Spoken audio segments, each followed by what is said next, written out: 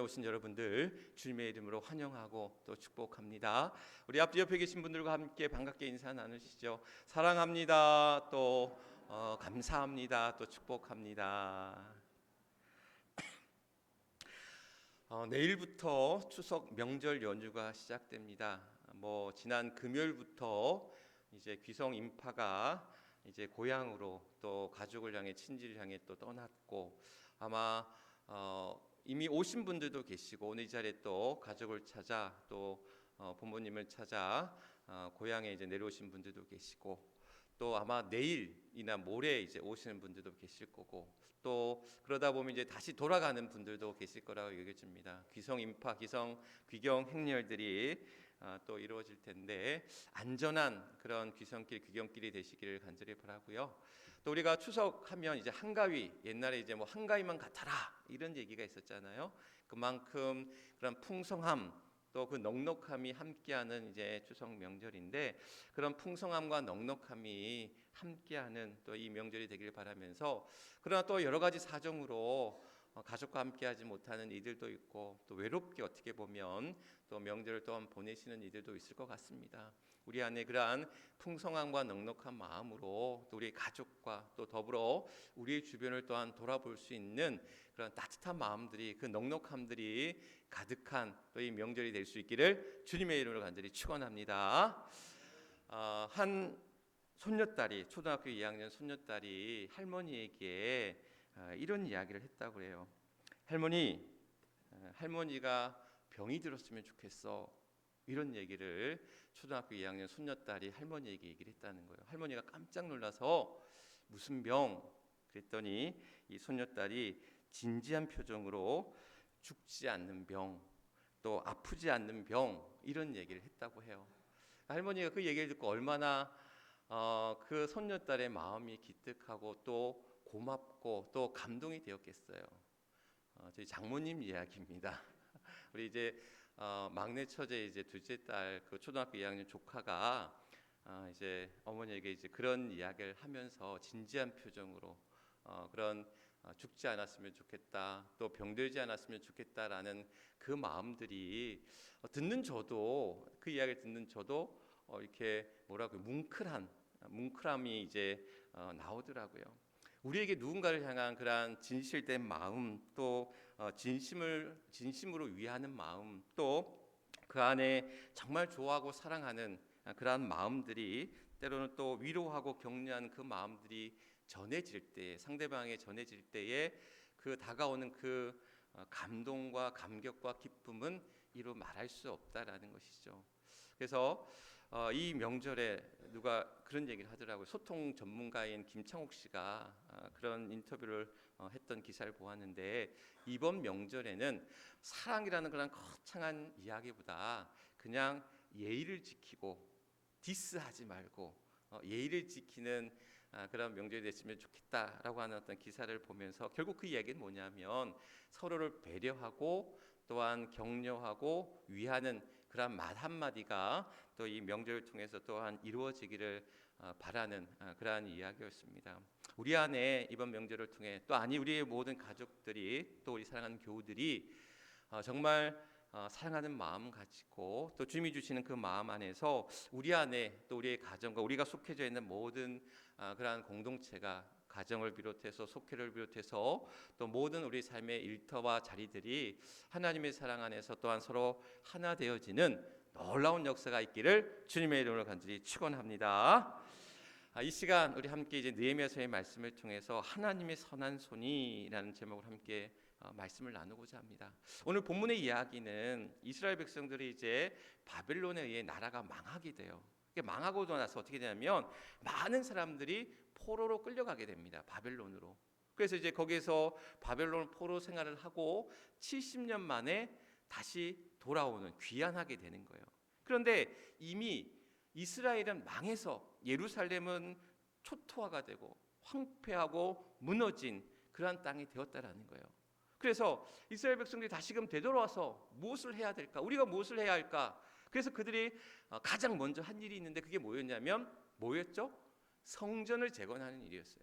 그러니까 무너진 성전을 재건해서 뭘 드리기 위해서? 하나님 앞에 예배, 제사를 드리기 위해서, 예배를 드리기 위해서 성전을 재건했다라는 거예요. 두 번째 한 일이 뭐였냐면 이 학사인 에스라를 통해서 그들의 어떤 율법 규례들을 연구하고 가르치면서 그들의 신앙을 다시금 개혁하는, 다시금 신앙을 회복하는 운동들을 펼쳐갔다라는 거예요. 그러니까 두 번째 한 일이 뭐냐면 신앙 회복 운동을 했다라는 거예요. 그리고 이제 세 번째 한 일이 뭐냐? 무너진 성벽과 성읍을 다시금 재건하는 일. 오늘 본문의 배경이 되는 이야기인 거예요. 그래서 성전을 재건하는 일에는 스룹바벨 및 또한 학개와 스가랴 같은 이들이 성전을 재건하고 또한 에스라를 통해서 신앙 개혁 운동을 펼쳤다면, 마지막 이 성벽을 재건하고 건축하는 일에는 느헤미야라고 하는 오늘 본문의 그러한 주인공인 총독을 통해서 그것들이 이루어졌다라는 사실입니다. 결국 그것은 뭐냐면 다시금 무너진 이스라엘을 다시금 재건하고 회복하고자 했다라는 거예요. 무너진 성벽과 또한 성읍과 성전을 다시금 재건하면서 다시금 이스라엘, 영적으로나 물적으로 무너진 그 땅을 다시금 회복시켜주는 일을 했다라는 거예요. 우리나라에 여러 이제 성읍들, 읍성들이 있잖아. 여러 읍성들이 있는데 그 성터들이 있는데 대표적인 세 개의 그러한 읍성이 있다고 그래요. 저기 전북 고창에 가면 고창 읍성이라는 데가 한국을 대표하는 읍성 중에 하나라고 그래요. 또 하나가 뭐냐면 전남 순천에 가면 나간 읍성이라는 곳이 있다고 그래요. 전 두 군데는 다 가보지 못했어요. 근데 이 마지막 한 군데는 가봤어. 마지막 한 군데가 어디겠어요? 해미읍성. 우리 해미는 알아야지, 그 정도는.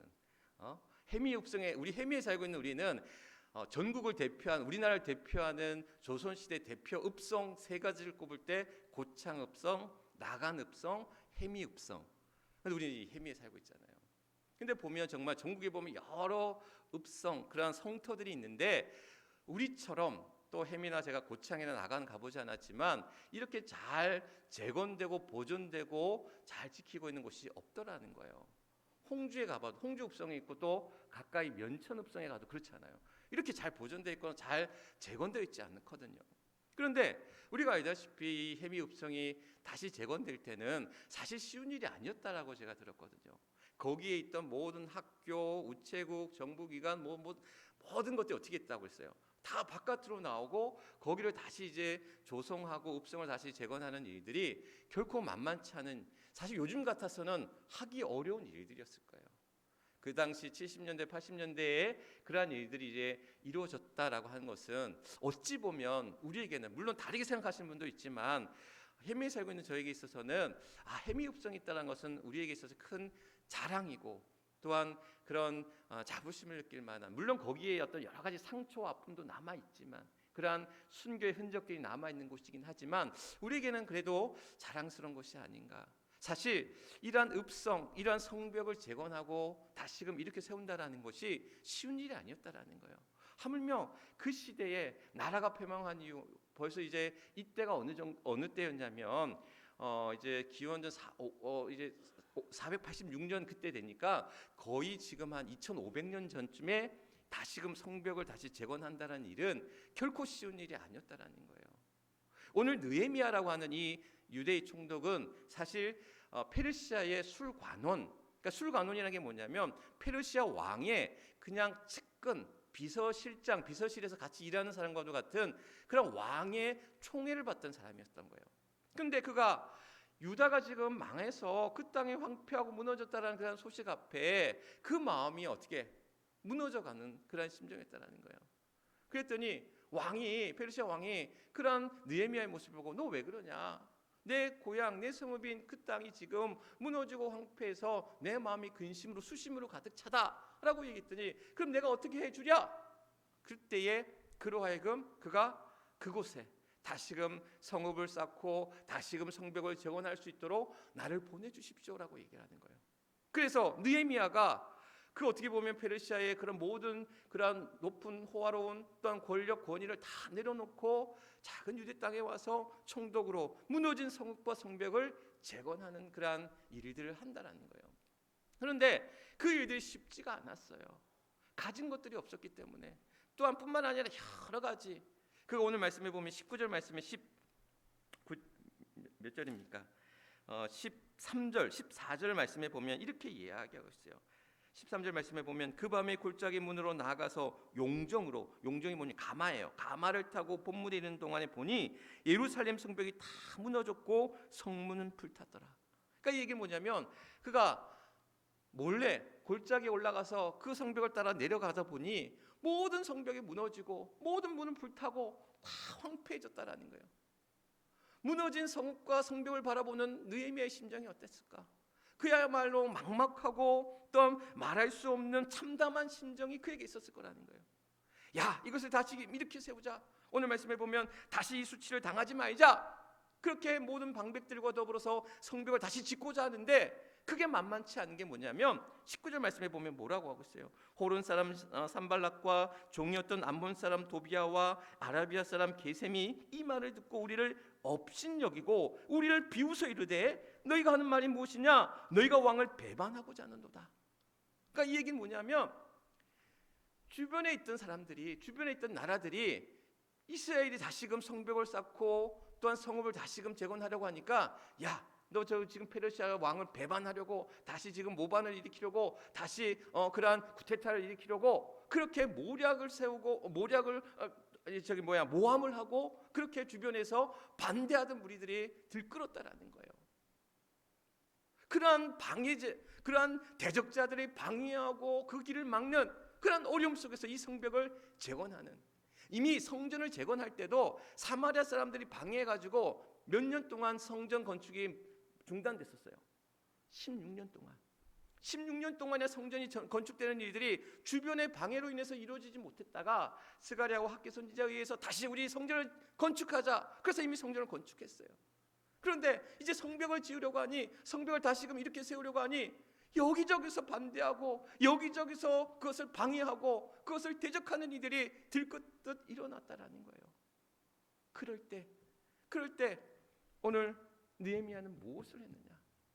자신의 앞에 주어진 사명 앞에 이 길을 가려고 하는 그 길 앞에 여러 방해물과 대적물들과 또한 여러 가지 어려움들이 그 앞에 밀려올 때, 고난이 밀려올 때 그가 한 일이 무엇이었느냐? 오늘 그는 하나님 앞에 뭘 했느냐? 기도하더라라는 거예요. 오늘 3절 읽지는 다 않았습니다. 오늘 11절부터 읽었지만 2장 3절 4절 말씀에 이렇게 얘기했어요. 제가 읽어드릴게요. 왕께 2장 3절 4절입니다. 왕께 대답하되 왕은 만세수를 하옵소서. 내 조상들의 묘실이 있는 성읍이 이제까지 황폐하고 성문이 불타싸우니 내가 어찌 얼굴에 수심이 없사오리이까 하니 왕이 내게 이르시되 그러면 내가 무엇을 원하느냐 하시기로 내가 곧 하늘의 하나님 앞에 묵도하고, 하늘의 하나님 앞에 묵도하고, 묵도했다는 게 뭐 했다는 거예요? 기도했다라는 거예요. 그가 근심하고 수심할 때 이 어려움 앞에, 나라가 앞에 망하고 성읍이 무너지고 성문이 불타고 성벽이 무너진 이 현실 앞에 내가 무엇을 하고 내가 어찌해야 될까? 하나님 앞에 근심하며 뭘 했다라는 거예요? 기도하더라라는 거예요. 그의 기도하는 손이 하나님 앞에 기도했더니 뭐라고 얘기하고 있습니까? 그 뒤에 뭐라고 얘기하고 있냐면 뒤에 말씀에 보면 이렇게 얘기하고 있어요. 하나님의 선한 손이, 오늘 8절 말씀에 보면 하나님의 선한 손이 나를 도우심으로 왕이 허락하고, 느헤미야가 하나님 앞에 간절히 기도하고 하나님 앞에 그의 기도의 손을 올렸더니 하나님의 선한 손이 그를 도우셔서 그를 왕의 허락 가운데 다시 유다로 가서 하나님의 일들 사명을 감당하게 하시더라라는 거예요. 느헤미야에게는 두 가지 믿음이 있었어요. 첫 번째, 하나님의 선한 손이 나를 도우신다. 우리 같이 따라해 봅시다. 하나님의 선한 손이 우리를 도우신다. 아멘. 하나님의 손이 우리를 도우신다라는 거예요. 두 번째 믿음이 있었어요. 오늘 20절 말씀입니다. 하나님의 선한 손이 우리를 형통케 하신다. 같이 따라해 봅시다. 하나님의 선한 손이 우리를 형통케 하신다. 느헤미야에겐 두 가지 믿음이 있었어요. 하나님의 선한 손이 우리를 도우시고 하나님의 선한 손이 우리를 형통케 하신다는 그 믿음이 있었기 때문에 그는 하나님 앞에 기도할 수 있었어요. 하나님 앞에 기도만 한 게 아닙니다. 오늘 8절 말씀에 보면 뭐라고 얘기하고 있냐면 2장 8절 말씀에 또 왕의 살림 감독 아삽에게 조서를 내리사 그가 성전에 속한 영문의 문과 성곽과 내가 들어갈 집을 위하여 들보로 쓸 제목을 내게 주게 하옵소서 하매 내 하나님의 선하손이 나를 도우심으로 왕이 허락하고. 그는 하나님 앞에 뭐라고 얘기하냐면 그에게 왕에게 이제 성벽을 다시 재건해야 되는데 성벽을 재건하기 위해 필요한 뭐가 필요해? 제목이 필요한 거예요. 재료가 필요한 거예요. 여러 가지 돌이라든지 제목이라든지 이런 것들을 왕에게 구한 거예요. 내가 그것을 가지고 갈 수 있도록 뭘 써달라? 조서를 써달라고 얘기하는 거예요. 그러니까 이 느헤미야는 굉장히 치밀하고 계획적인 사람이었어. 하나님 앞에 기도만 한 것이 아니라 이 성벽을 쌓아 나갈 때 무엇이 필요하고 어떻게 해야 될지에 대한 계획이 있었어. 아, 너는 큰 그림이 있구나. 큰 계획이 있구나. 드라마, 영화를 보신 분들은 이 대사를 아실 텐데 어쨌든 간에 큰 계획 속에서 그는 그 일들을 행했다라는 거예요. 어제 우리 교회 집사님 한 분을 만났어요. 뭐 이런저런 얘기를 하다가 남편은 여행 가는 걸 참 좋아한대. 근데 남편 집사님은 뭘 하면 그 계획을 다 세운대요. 언제, 몇 시에, 또 어디에 가서 무엇을 할지를 다 그 일정표를 다 짠대. 시간, 장소, 또한 어떻게 동선 이런 것들을 다 짜가지고 그 짠 계획 속에서 여행을 간다라는 거야. 근데 이 여자 집사님 어떻게 하냐? 나는 그냥 따라가기만 한대. 나는 그런 거 다 못한대. 그냥 가서 그냥 그때그때 되는 상황에 맞춰 하면 좋겠대. 그런데 그런 계획적인 사람과 이게 뭐가 있죠? P형과 J 뭐 이런 게 있잖아요. 저기 뭐죠 이거? 뭐라고 그러죠 그거? MBTI. MBTI 뭐 그런 거 있잖아요. 계획적인 사람과 즉흥적인 사람. 근데 그런 계획적인 사람과 즉흥적인 사람이 사실 같은 사람끼리까지 가면 피곤할 수도 있어요. 서로 맞춰가려면 그때그때 계획적인 사람과 즉흥적인 사람이 같이 가서 또한 그것을 같이 조화롭게 가는 일들이 사실 더 맞을 수 있다는 거예요. 제가 이제 그런 이야기를 우리 집사님에게 얘기했는데 이 느헤미야는 즉흥적인 사람이 아니었어. 계획적인 사람이었어요. 치밀한 사람이었어요. 그 계획과 그 치밀한 계획 속에서 그가 이제 하나님 앞에 기도하며 나아갈 때에 하나님의 선한 손이 그를 어떻게 했다? 도우셨다라는 거예요. 하나님의 손이 그를 어떻게 했다? 형통케 하셨다라는 거예요. 왜 하나님 저는 나를 도우지 않으시고 왜 나를 형통케 하지 아니하시고 왜 나를 이렇게 힘들게 어렵게 하십니까? 우리 안에 탄식이 이루어질 때가 얼마나 많습니까? 어제 우리 지난주 시편 그러한 130편 기자의 그러한 고백처럼 주여 깊은 곳에서 나를 건지소서 나를 살리소서 하나님 앞에 탄식하며 외치는 그런 우리의 모습이라는 거예요. 왜 하나님? 나의 때는 나를 도우시는 나를 형통케 하시는 때는 과연 언제입니까? 어제 이제 우리 처가 식구들이 다 모였어요. 딸만 5이거든요. 그러니까 다 모이면 23이에요. 다 모였어요. 어제. 그래서 이제 딸, 사위들, 자식들 해서 다 모여서 같이 식사도 하고 그러면 처가에서 하는 일이 있어요. 가족들이 다 모이면 꼭 하는 전통적으로 하는 놀이가 있어요. 그림 맞추기를 합니다. 조그만 그림 맞추기를. 그래서 예전에 아버님이 살아계실 때는 목사, 장로, 집사, 성도 이렇게 넷이서 그림 맞추기를 하는 거예요. 고스톱을 치는 거예요. 그러면은 그냥 명절 때 잠깐 하는 거예요. 가족들끼리 놀이로 뭐 이상하게 생각하지 마십시오. 목사가 뭐 고스톱을 쳤다느니 도박을 했다 이런 얘기 절대 하시면 안 됩니다. 그냥 명절에 가족들끼리 친목을 도모하는 자리에서 그림 맞추기를 한 거예요. 장로님, 권사님, 장로님, 목사님, 또 집사님, 성도님이 하면 그때는 장로님이 거의 다 따셨어요. 저희 아버님이.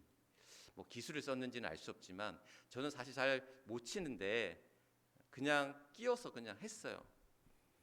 이번에는 이제 사위 넷이 모여서 같이 쳤습니다. 큰형님은 먼저 가시고 둘째, 셋째, 넷째, 5째 사위가 모여가지고 그림 맞추기를 하는데 이번에는 집사님이 다 따시더라고요.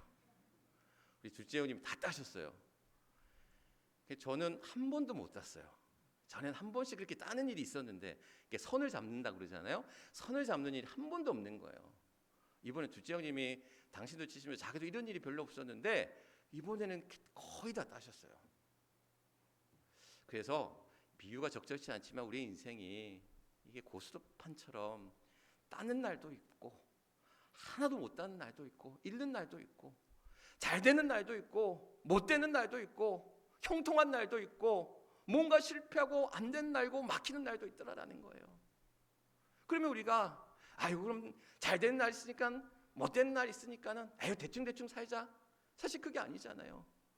우리 주어진 인생 앞에 어떤 날들이 펼쳐갈지 모르는데 그 펼쳐간 날들 위해서 오늘 느헤미야가 하나님 앞에 기도하고 하나님의 그 선한 손과 하나님의 선한 손이 그를 도우시고 하나님의 그 선한 손이 그를 형통케 하시고 그래서 무너진 성벽을 다시금 재건하고 이렇게 세워주시는 놀라운 일들을 일으켜 세워주셨는데 그 일들 우리는 믿고 의지하고 나가야 되지 않겠냐라는 거예요.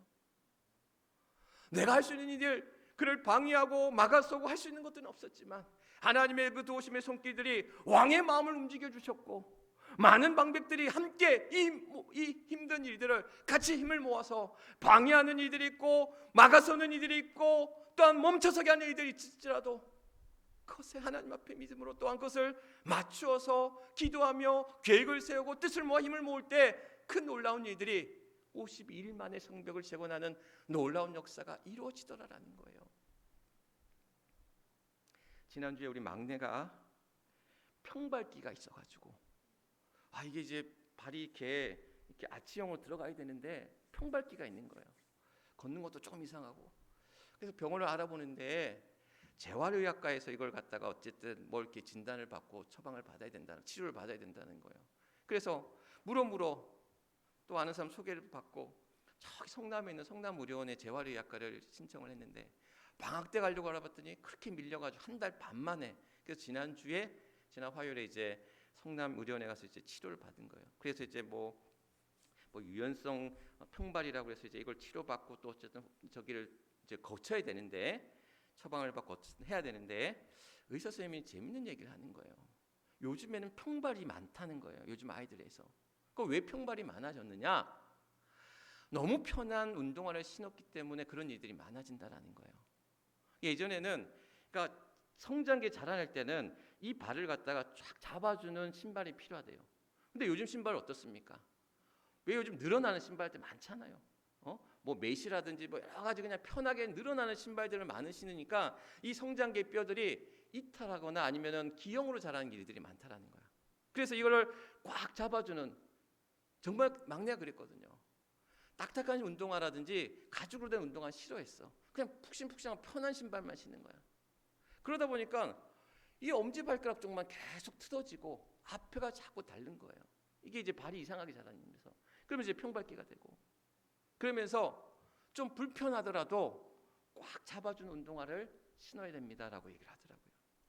지금 초등학교 6학년인데 때로는 편한 게 좋은 것만 아니더라라는 거예요. 우리 인생에 뭔가 잘 되고 뭔가 편하고 뭔가 좋으면 다 좋은 것 같았는데 그게 좋은 것만 아니다라는 거예요. 제가 아침에 기사를 보는데 한 아들이 아버지를 무참하게 살해를 했어요. 살해한 이유가 뭐냐면 아버지가 큰 축사를 운영하는데 그러니까 이제 소를 키우는데 그 축사를 빨리 물려받고 싶은데 아버지가 그런 마음이 없는 거야. 그래서 어떻게 했느냐? 이걸 잘 연구해가지고 뭐 7층까지 밧줄을 타고 내려오고 CCTV를 피해서 3시간을 걸어가고 13km를 걸어가고 그래서 치밀한 계획을 세워서 아버지를 죽인 거예요. 그 유산을 물려받기 위해서. 그 아버지는 딸 둘에 아들 하나를 잘 키우기 위해서 그 농사지어 가며 그 축사를 운영하면서 열심히 수고하고 땀 흘렸는데 많은 부는 가졌고 많은 재산은 가졌지만 정작 그 자식은 제대로 키우지 못했다라는 거예요. 많았지만 좋았지만 행복했지만 많은 것들을 누렸지만 그 누린 것들이 참된 행복이 아니었다라는 거예요. 정말 가져야 될 것들, 붙들어야 될 것들을 보지 못하고 붙들지 못하고 살아갔던 우리의 인생들을 얼마나 우리는 주변에서 많이 목격하고 어찌 보면 우리도 그런 삶을 살아가고 있냐라는 거예요. 오늘 느헤미야의 그 손이 하나님의 선한 손이 그를 붙잡으실 때에 그를 도우실 때에 하나님의 선한 손이 그를 형통케 하실 때에 그는 기도하는 손이 되었어요. 하나님의 그 선한 손을 꼭 붙잡았습니다. 하나님이 도우실 줄 믿습니다. 하나님이 이끄실 줄 믿습니다. 가는 그 길 속에서 내 길이 지금 평탄치 아니하고 내 길이 지금 어렵고 내 길이 힘들고 아플지라도 하나님의 도우심 가운데 나의 수고와 노력과 헌신은 또한 덧붙여서 하나님 앞에 그 길을 갔더니 하나님의 놀라운 역사가 이루어지더라. 대전 한빛교회를 담임하시는 백용현 목사님이라는 분이 계셔요. 큰 교회를 담임하고 계시는 목사님인데 그분이 쓴 유명한 책이 있어요. 기도학교라는 책이 있어요. 그 기도학교에 첫머리에 그런 글이 있습니다. 기도의 골방은 세상에서 가장 작고 좁은 방이지만 하늘문이 열리는 가장 크고 넓은 방입니다. 우리가 기도하는 그 기도의 골방은 작디 작은 골방과도 같은 방이었지만 하늘문이 열리는 크고 넓은 방이었다라는 거예요. 나다나엘이 무화과 나무 밑에서 하나님의 말씀을 묵상하고 기도할 때에 예수님은 보셨다고 그랬거든요. 이와 같은 자가 이스라엘에 없다. 그의 선함을 보셨다라는 거예요. 그의 능력을 보시고 그를 주의 제자로 부르시고 세워주시더라. 그에게 그 일들 사명을 맡겨주시더라. 오늘 우리 앞에 놓여져 있는 많은 삶의 무게와 어려움들, 파도가 몰아칠 때 배가 그 큰 집채만한 파도를 부딪히면 정면으로 부딪히거나 옆면으로 부딪히면 어떤 일이 일어나는지 아십니까? 뒤집혀요. 물론 아주 큰 배, 정말 큰 배 같은 경우는 뭐 버틸 수 있을지 모르죠. 큰 항공모함 같은 거는.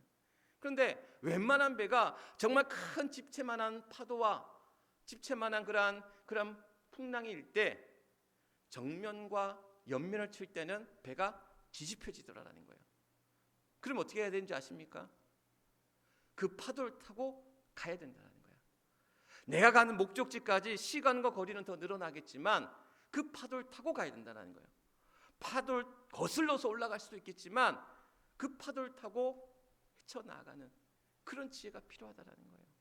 결국 우리 앞에 놓여져 있는 많은 어려움, 오늘 느헤미야가 그 성벽을 다시금 재건할 때에 이루어지는 많은 고난과 방해와 시련과 어려움 앞에 하나님 앞에 기도하면서 그가 또한 치밀한 계획과 또한 노력 속에서 또한 그 어려움들을 헤쳐나갈 때에 오늘 하나님이 주시는 지혜, 하나님이 도우시는 도움의 손길 속에서 하나님이 이루어진 그 형통함의 길 속에서 오늘도 우리는 믿음으로 그것을 또한 온전히 헤쳐나가는 그 지혜와 그 능력이 우리 안에 있을 줄 믿습니다.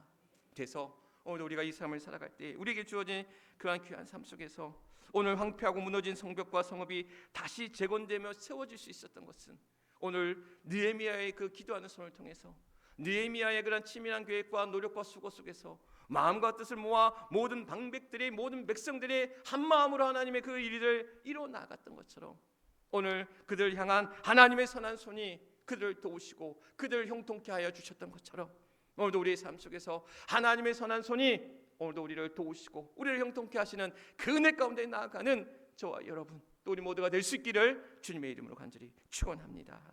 이제 우리 함께 기도하기를 원합니다. 우리를 도우시는 하나님의 선한 손을 꼭 붙잡게 하옵소서. 또한 우리를 형통케 하시는 하나님의 선한 손을 꼭 붙잡게 하옵소서.